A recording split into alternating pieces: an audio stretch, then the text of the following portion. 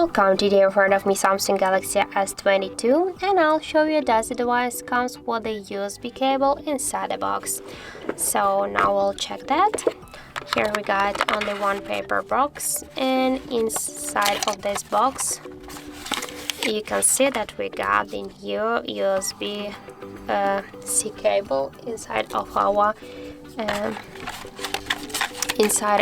box here. So that's the answer to the question, yes, the device comes with a USB cable. So that's it. Thank you for watching, and if you find this video helpful, don't forget to leave a like, comment and to subscribe our channel.